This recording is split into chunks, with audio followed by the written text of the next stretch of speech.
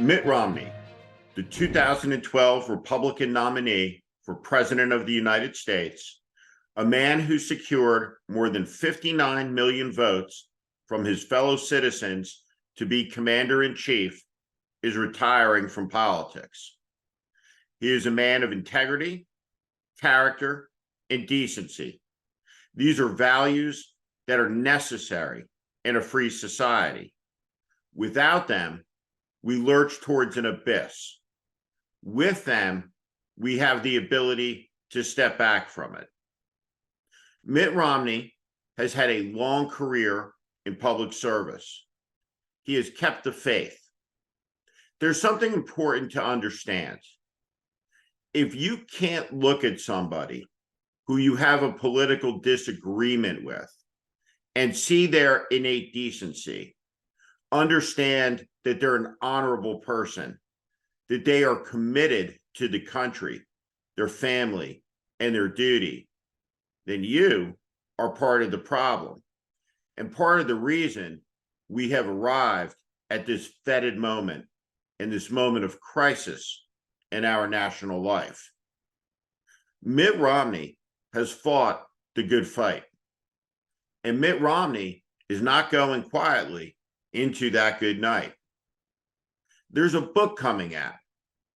Mitt Romney has apparently given astonishing levels of access to one of the very best writers and chroniclers of politics in Washington, D.C., the Atlantic magazine's McKay Coppins. Mitt Romney has nothing to hide. Mitt Romney's telling the truth about what he saw inside and up close. And it's disgraceful. What he depicts is a cauldron of cowardice and faithlessness and an absence of duty. This is one of the most remarkable political stories I have ever read, and I'm going to read from it extensively as we talk about it.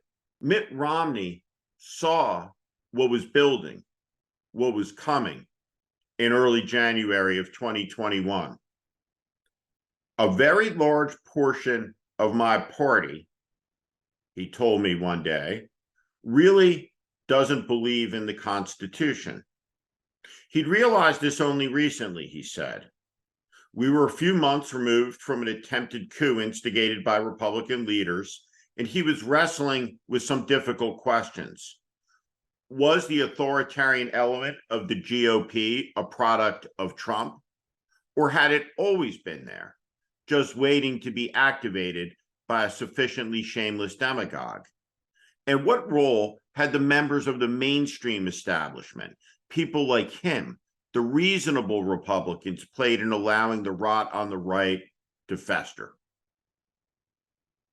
Perhaps Romney's most surprising discovery upon entering the Senate was that his disgust with Trump was not unique among his Republican colleagues. Almost without exception, he told me, they shared my view of the president.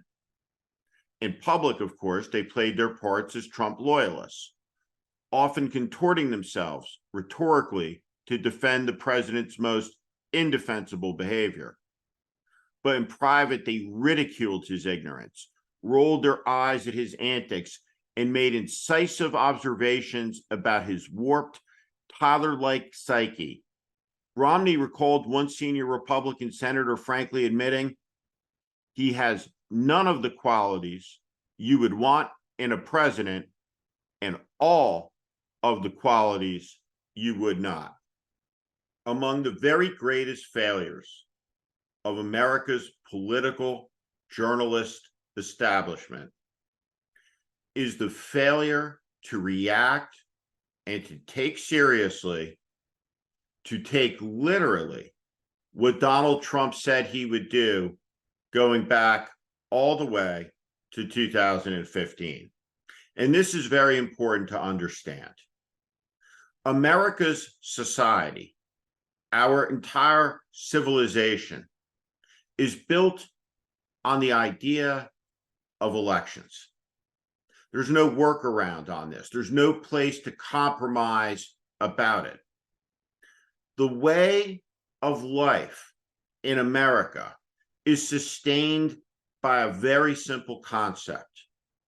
Political power is assigned lawfully, temporarily, with profound limitations through a majoritarian election process. That's how it works. That's how the country was designed and how it was built. Mitt Romney had an experience in life. He had lost a presidential election. Mitt Romney picked up the phone in an election that he very much thought he would win and conceded it to the person who had won it, President Barack Obama. Mitt Romney did not put his ego, did not put his ambitions ahead of the country. Mitt Romney did the right thing, and it became the last presidential election where the right thing would be done. So it's very important to understand what Mitt Romney did, where he was, and what happened to him on January 6th of 2021. And it's also important to understand, and I've pointed this out before, how close Mitt Romney came to being killed on January 6th. His life was indisputably saved by Officer Eugene Goodman, who turned Mitt Romney around, who ran at full speed back into the Senate chamber as the insurrectionists surged forward, looking to kill the Vice President of the United States. Something about the volatility of the moment caused Romney, a walking amalgam of prep school manners and Mormon niceness, and the practice cool of the private equity set, to lose his grip.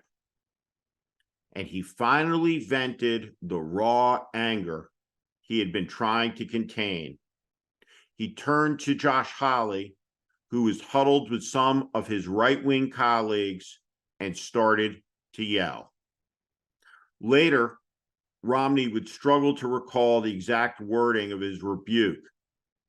Sometimes he'd remember shouting, "You're the reason this is happening." Other times it would be something more terse. "You did this." What bothered Romney most about Hawley and his cohort was the oily disingenuousness. Quote, "They know better," end quote, he told me. Josh Hawley is one of the smartest people in the Senate, if not the smartest. And Ted Cruz could give him a run for his money. They were too smart, Romney believed, to actually think that Trump had won the 2020 election. Hawley and Cruz, quote, "were making a calculation," Romney told me, "that put politics above the interests of liberal democracy and the Constitution." The crisis at hand in America that is threatening the American way of life is born out of cowardice and cynicism. And it has caused chaos, and there is more mayhem ahead.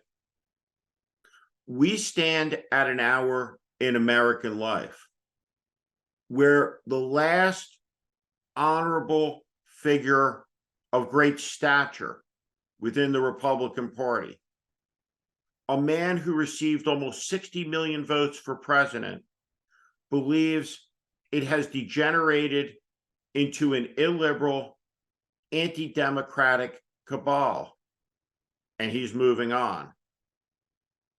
Mitt Romney has stood against the tide. He has honored the legacy of his father another courageous political leader, George Romney. Mitt Romney did not become president, but Mitt Romney did not submit to the madness. He stood tall all the way through, and he did his duty. He stood up for America, and he stood up for the Constitution. What is described in the excerpts of this article are profoundly important moments of American history. Mitt Romney is saying, what if the project is unraveling? What if the American experiment is ending? What if it is being undone by the weight of vice and the disloyalty and treachery of the men and women who are supposed to raise their hands, swear an oath, not to their ambition, but to their country's constitution? Mitt Romney seems exhausted by it all, worn down by it all. And in the end, Mitt Romney, who has had a long career in public service, is not the prisoner of the MAGA movement. It is not his responsibility to end it. That falls on the responsibility of the American people.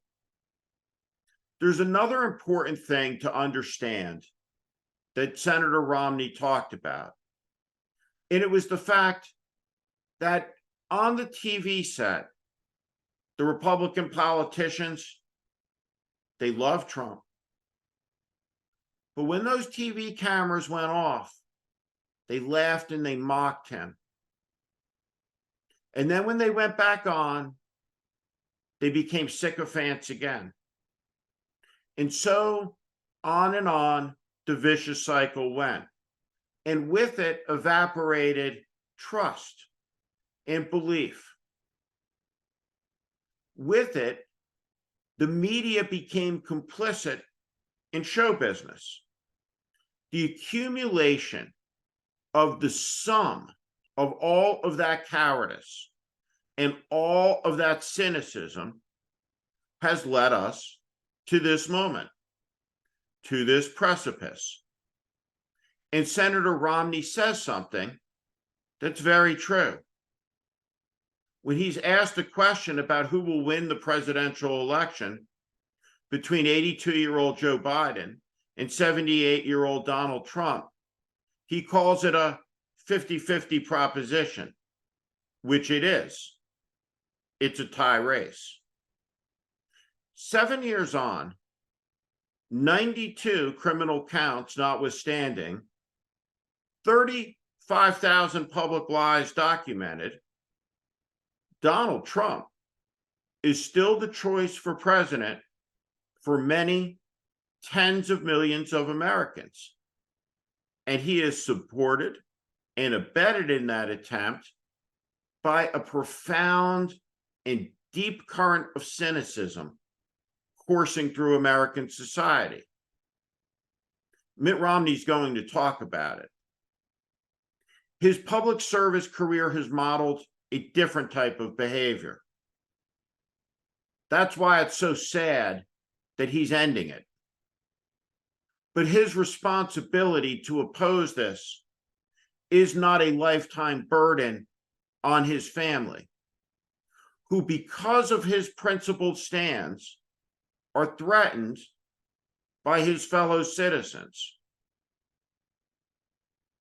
When we reach a point, and this is pointed out in the McKay Coppins story, and it's something I've often talked about, that our politicians at a local level, at a county level, at a state level, and all the way up to Mitt Romney's level, feel fear, wonder if they're about to be killed, then we are hanging over an edge where freedom, while not yet completely lost, is slipping away, and discernibly so. what McKay Coppins has done with Mitt Romney and his transparency and honesty is lay out a document about this moment grounded in principle, in truth, in decency of a human being in a high office trying to do his duty, struggling with the best way to live up to his oath. This is one of the greatest political stories I have ever read, and I encourage you to read it, to think about it. If it does not trigger in you thoughts and worries about renewal and reform and what we are going to do about the country, then shame on you. Thank you for watching. Make sure you subscribe to our channel so you never miss a video. Also, for more content just like this, please consider joining our Warning Premium community. You can find out more in the description below.